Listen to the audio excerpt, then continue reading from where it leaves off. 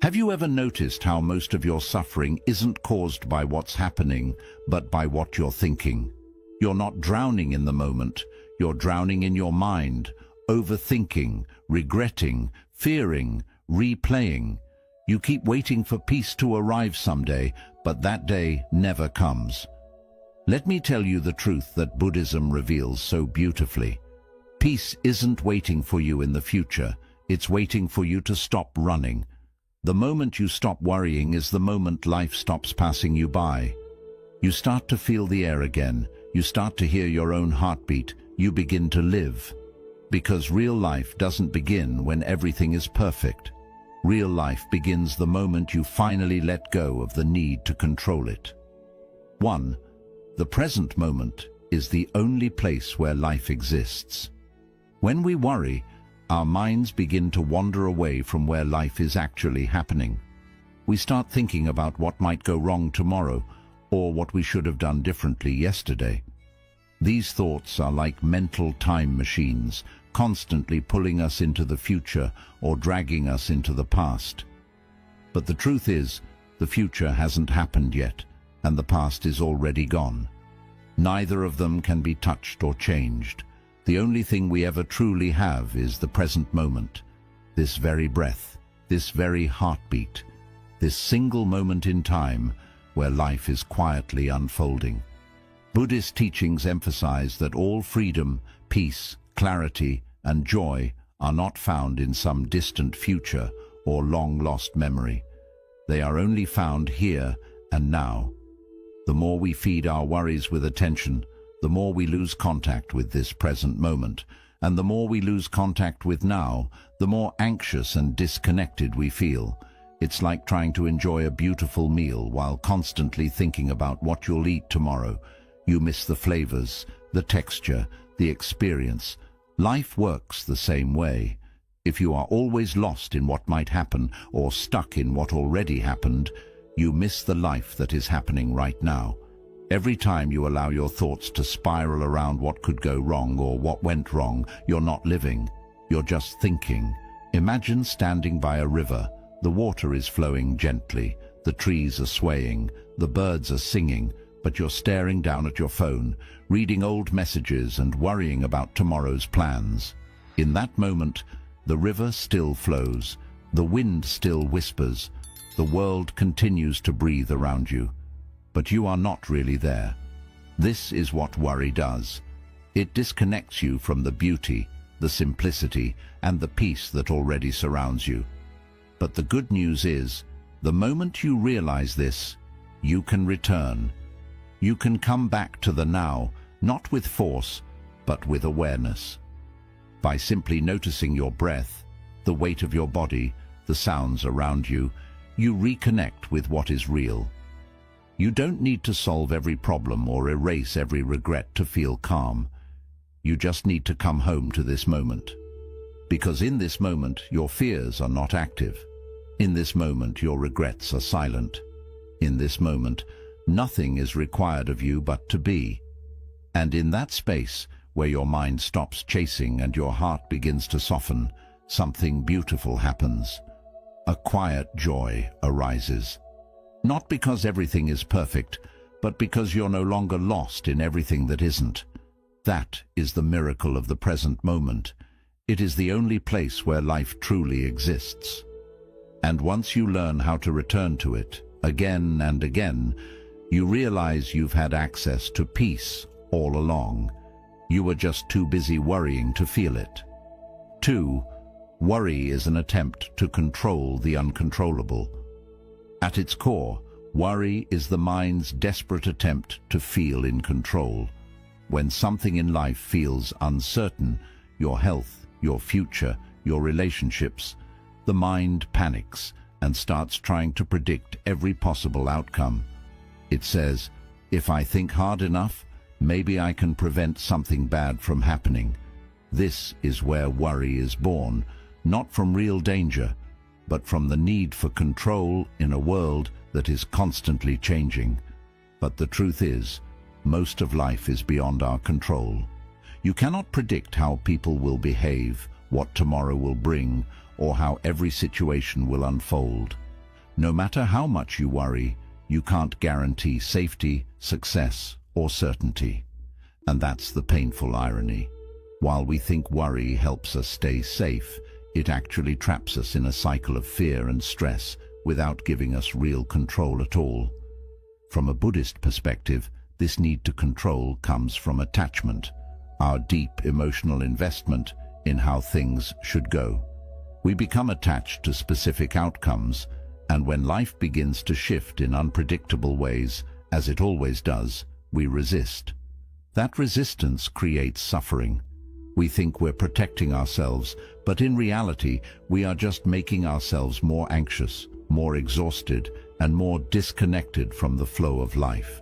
Buddhism teaches us that freedom comes not from trying to force the river to flow our way, but from learning how to float with it.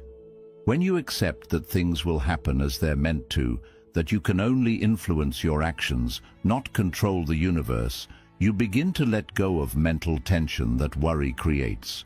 You stop living in a world of imagined fears and start returning to the truth of what is. Let's say you have an important decision coming up. You don't know what the outcome will be, and your mind is flooded with anxiety. What if I fail? What if I make the wrong choice? What if everything goes wrong? These thoughts might feel productive, but they are not solving anything. They are only burning up your energy. Now imagine instead you take a deep breath, make the wisest decision you can in this moment, and then let go. You allow life to unfold as it will. That is not weakness. That is power. That is wisdom. To worry is to try and fight the waves of the ocean. You splash, you struggle, you exhaust yourself, but the waves keep coming. To let go is to float, not because the ocean changed, but because you did. Worry arises when we try to control things that are not ours to control. Peace begins the moment we realize this and choose instead to trust, not in a perfect outcome, but in our ability to meet whatever comes with calm, with clarity, and with compassion. The goal is not to eliminate all uncertainty. The goal is to become someone who is no longer afraid of it. 3. Everything you fear is temporary by nature. One of the most liberating truths in Buddhist wisdom is this: nothing lasts forever. Every emotion, every thought, every fear, every moment of pain, it all arises, stays for a while, and then eventually fades away. But when we're caught in the grip of worry or fear, it doesn't feel that way. In those moments, the anxiety feels endless. The fear feels permanent. The problem feels too big, too heavy, too impossible to carry. And that's the illusion the mind creates. An illusion that tells you this situation, this discomfort, this uncertainty is here to stay. But the truth is, everything you are worried about is already in the process of changing. Every situation that feels stuck is already moving. Even when you can't see it, even when nothing seems to shift on the outside, life is always flowing on the inside. Just as a river never holds the same water twice, no emotion ever stays the same. What you feel today will not be what you feel tomorrow. What feels overwhelming now will seem smaller with time. What hurts you in this season of life might become the very thing that teaches you compassion in the next. Buddhism calls this concept Anicca, impermanence. Nothing in this world is fixed. Everything is constantly arising and passing away. And this is not just a philosophical idea, it's a deeply practical truth. If you look at your life, you'll see it clearly. Think about the things that once kept you up at night, the heartbreak that once shattered you, the decision that once filled you with doubt. Where are they now? Some have healed, some have faded, some have become stories you barely remember. And just like those, the thing you're worrying about today will pass too. But here's the mistake we often make. We treat temporary discomfort as if it's permanent pain. We let a passing emotion define our future. We let a single difficult moment shape our entire identity. We say, "I'll never feel better," when in truth we've always felt better eventually. The mind exaggerates the length and intensity of pain because it forgets that time is always moving and healing is always happening in the background whether you notice it or not. The rain does not last forever. The night always turns into dawn. Even the strongest storm must eventually return to stillness. And so must your heart. Worry loses its grip when you begin to see it for what it really is. Not a permanent prison, but a passing visitor. It comes, it stays for a while, and it goes. You don't have to fight it. You don't have to panic when it appears. You simply breathe, observe, and wait. Like a wise monk watching the wind pass through the trees, you remain rooted in stillness, knowing that this moment, no matter how intense, is just one page in a much bigger story. You don't have to fix everything right now. You don't have to find all the answers today. You just have to remember this. This too shall pass. And not because you force it to, but because that is the nature of all things. Worry fades when you trust in impermanence. Fear softens when you see that even your darkest thoughts are not who you are. They are simply clouds passing through the sky of your awareness. You are not your worry. You are the sky. And no matter how long the storm lasts, the sky always remains, vast, clear, and untouched. That is your true nature. And when you live from that space, you no longer need to fear the weather. You simply wait for it to change. Because it always, always does. 4. The more you resist worry, the stronger it becomes. There is a very subtle truth that most people never realize about their own suffering. What you resist, you unintentionally make stronger. The more you try to fight, fix, suppress, or deny your feelings, the more power you give them over your life. And nowhere is this more true than with worry. When you say, "I shouldn't feel anxious," or "I need to stop worrying right now," you are not calming your mind. You are actually arguing with it. You're turning your inner world into a battleground. And in Buddhism, we are taught that true peace can never grow in the soil of resistance. The mind is like water. When it's undisturbed, it becomes still and clear. But when you agitate it, when you stir it up with resistance, judgment, and self-criticism, it becomes cloudy and chaotic. Most of us are taught to run from uncomfortable feelings, to shut down our fears, to distract ourselves with noise, busyness, or constant activity. But this only buries the worry deeper into the mind, where it waits in silence, growing stronger beneath the surface. You can't outrun your mind. You can't escape anxiety by pretending it isn't there. What you resist does not leave. It waits. And the more you run, the more exhausted you become. This is where the Buddhist path offers something radically different. Instead of fighting the fear, you observe it. Instead of rejecting the worry, you sit with it gently. Imagine you are watching a storm outside your window. You don't scream at the clouds. You don't tell the thunder to stop. You simply watch. You let it pass. You know that eventually the storm will exhaust itself and move on. This is exactly how we are meant to relate to the storms inside us. In Buddhist meditation, we practice something called mindful awareness. It is the art of watching your thoughts and feelings without clinging to them and without pushing them away. You don't label the thought as bad. You don't try to replace it with something more positive. You simply breathe and observe it for what it is, a passing formation of the mind, no different than a breeze, no different than a shadow moving across the floor. And when you do this, something remarkable begins to happen. The thought loses its intensity. The feeling begins to loosen its grip. You start to realize that your worry was never as permanent or as powerful as it once seemed. It was just asking to be seen. Often worry is not a monster to destroy. It is a message waiting to be heard. Sometimes your mind worries because it's trying to protect you, even if it's doing it the wrong way. It remembers past pain and wants to keep you safe. But when you treat it like an enemy, you create inner conflict. Instead, when you approach your worry with kindness, curiosity, and compassion, you create space. And in that space, the worry softens. Letting go of resistance doesn't mean you allow yourself to drown in worry. It means you stop feeding it with fear. You stop arguing with it. You stop believing it defines you. You start creating a relationship with your thoughts where you can listen without reacting. This is what it means to develop emotional maturity. This is what it means to practice inner freedom. When a wave of anxiety rises, don't panic. Don't push. Don't run. Simply say to yourself, this is a moment of worry. I don't have to fight it. I only have to feel it. I only have to breathe through it.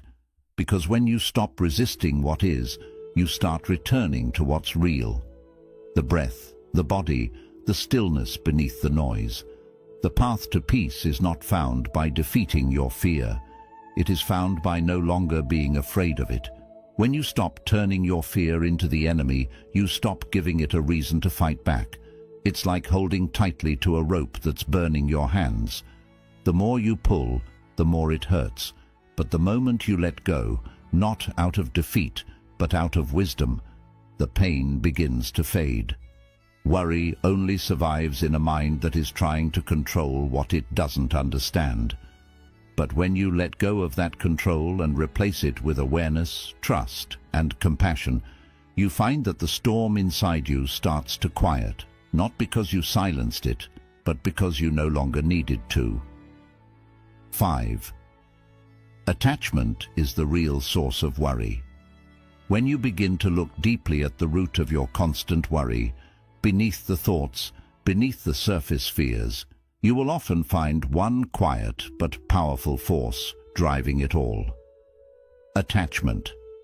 Attachment in Buddhist teaching is not about love or care.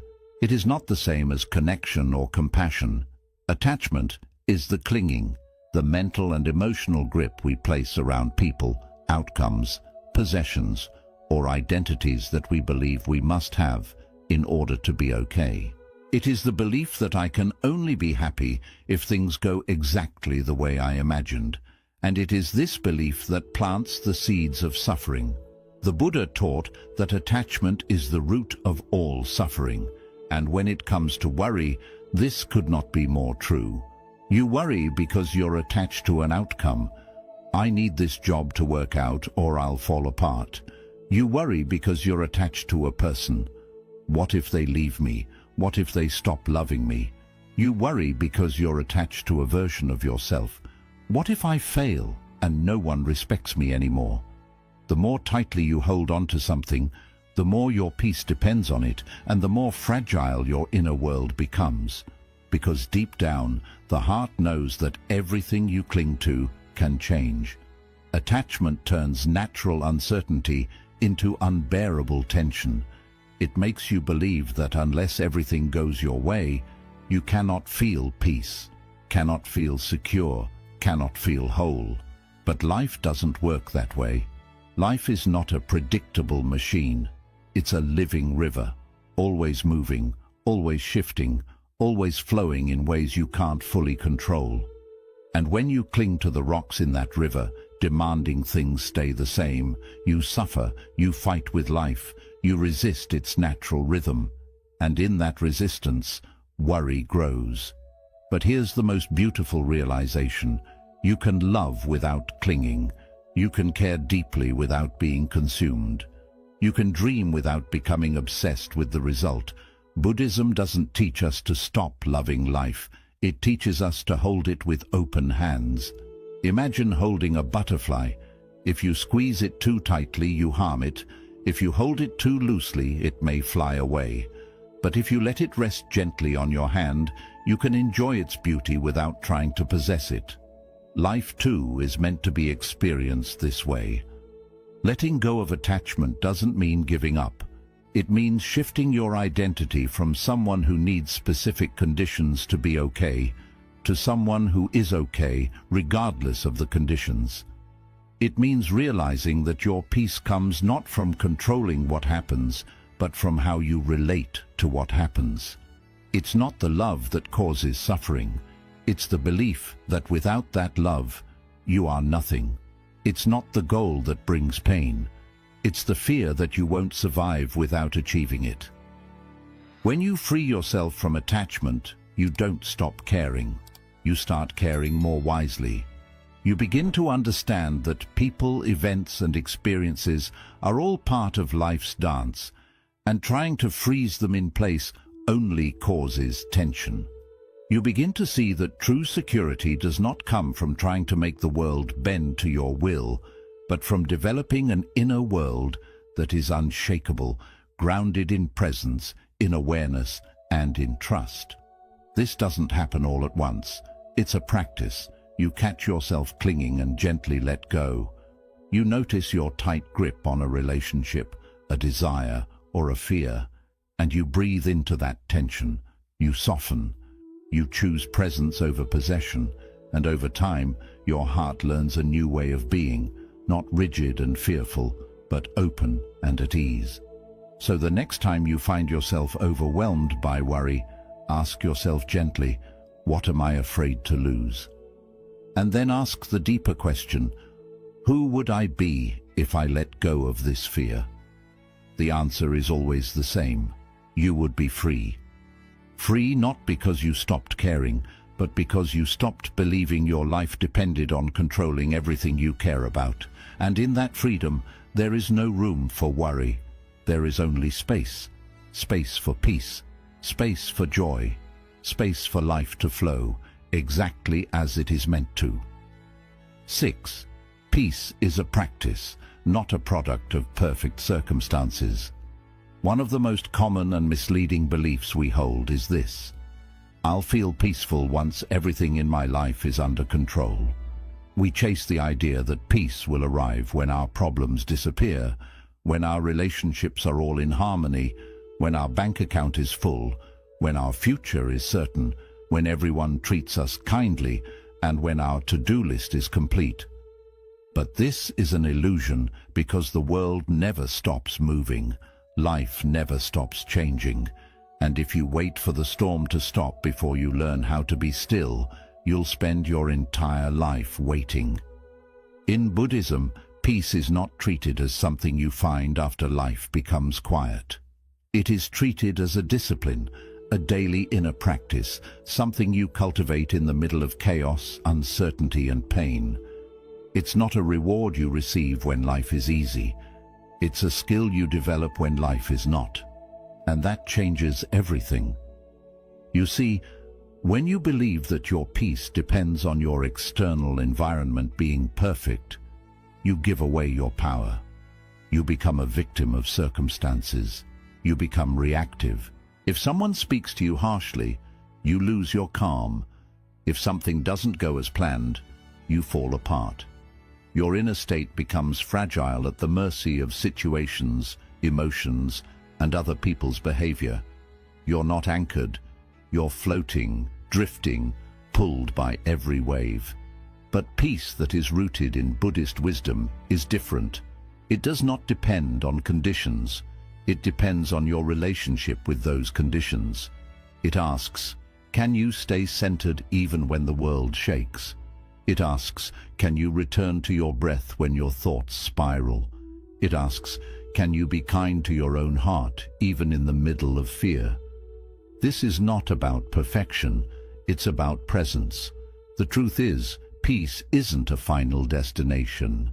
It's a choice, and not a one-time choice, but a choice made again and again, especially when it's hardest.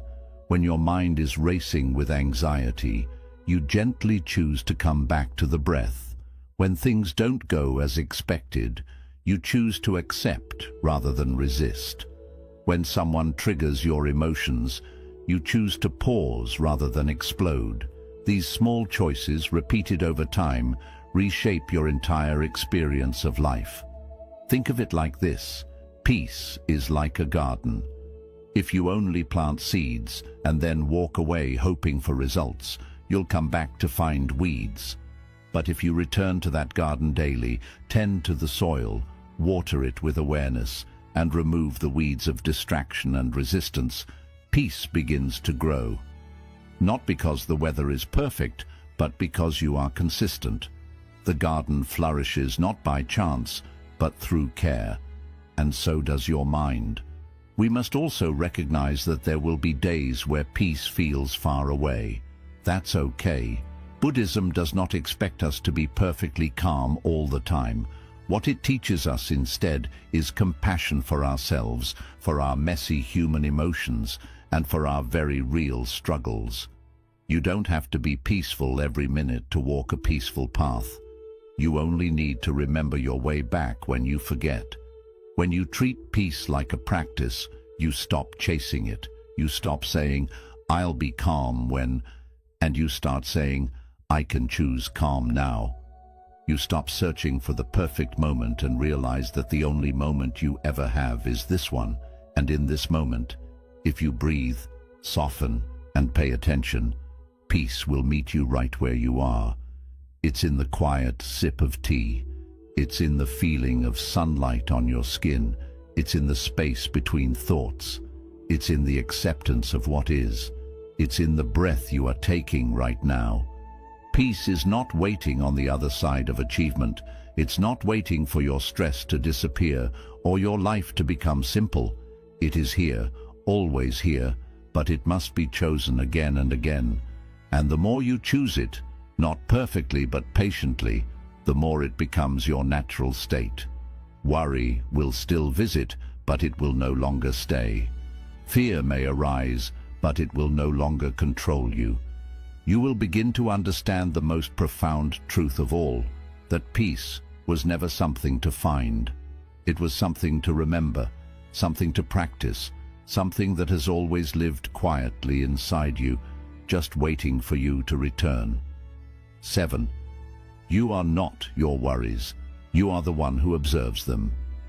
Perhaps the most profound realization in Buddhist teaching is this: you are not your thoughts, your fears, or your worries. You are the awareness that sees them. This simple yet powerful insight has the potential to transform your entire relationship with your mind. Because the moment you realize you are not the voice in your head, but the presence that hears it, you reclaim the inner freedom you were always meant to have.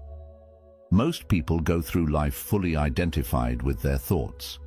They believe every worry they think, every fear they feel, every anxious scenario they imagine. The mind says, "What if something bad happens?" And they react as if it's already real. The mind whispers, "You're not good enough," and they carry that belief like a burden on their back. But this is the great misunderstanding. The mind is not your enemy, but it is not you.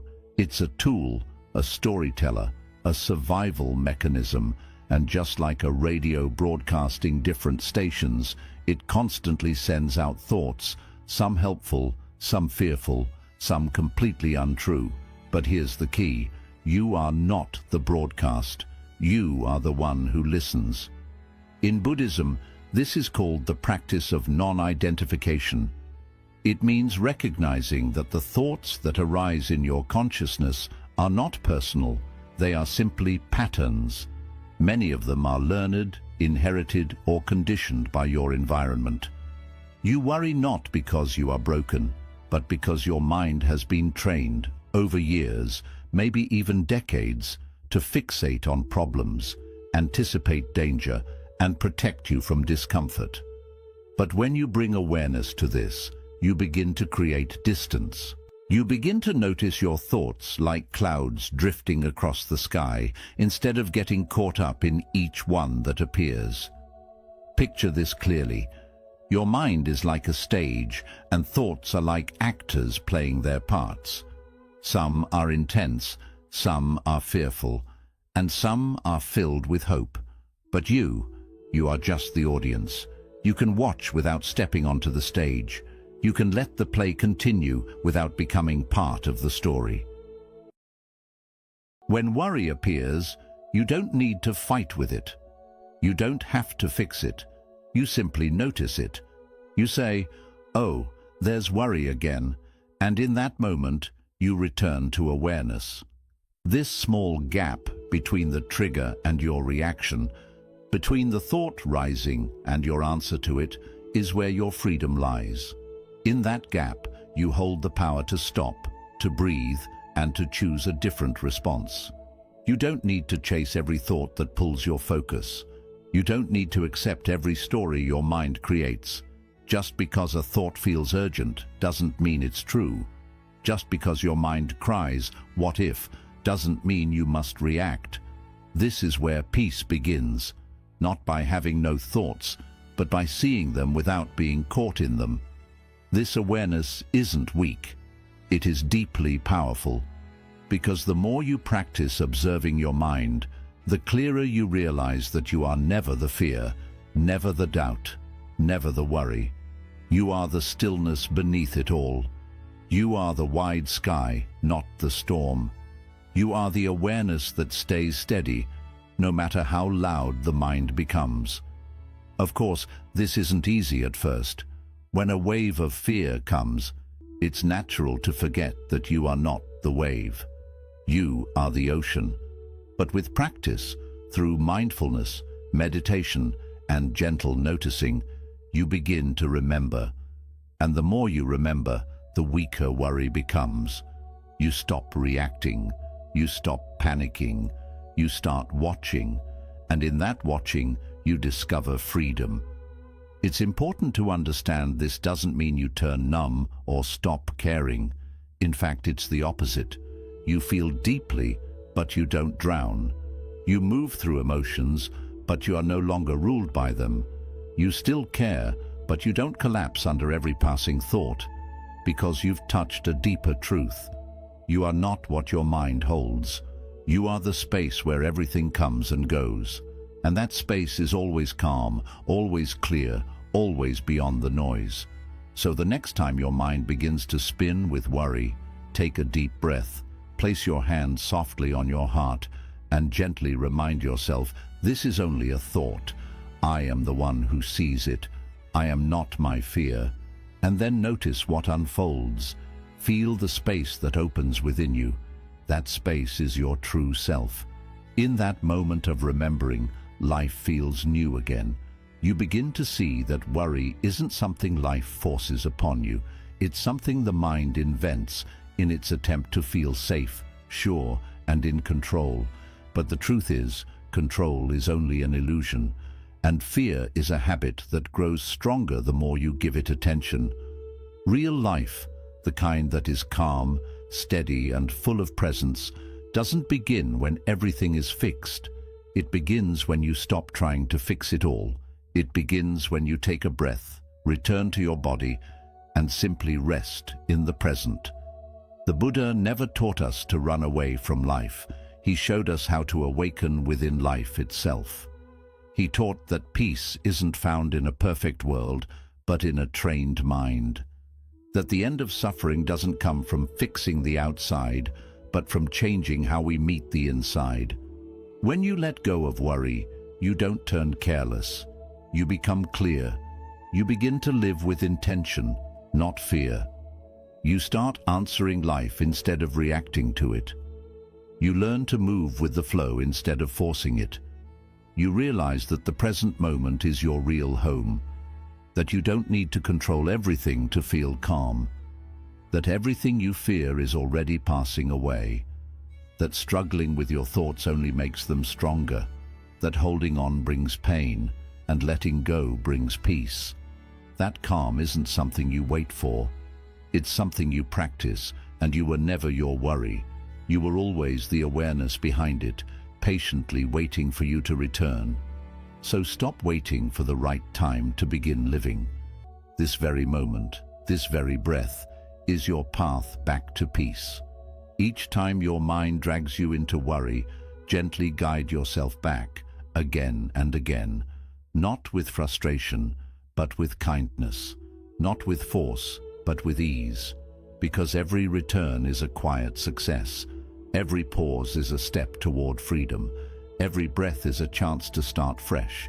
And when you live this way, not trying to fix everything, but choosing to stay present with it all, worry no longer rules your life. Stillness does, clarity does, wisdom does. This is the way, this is the practice, and this is where real life truly begins.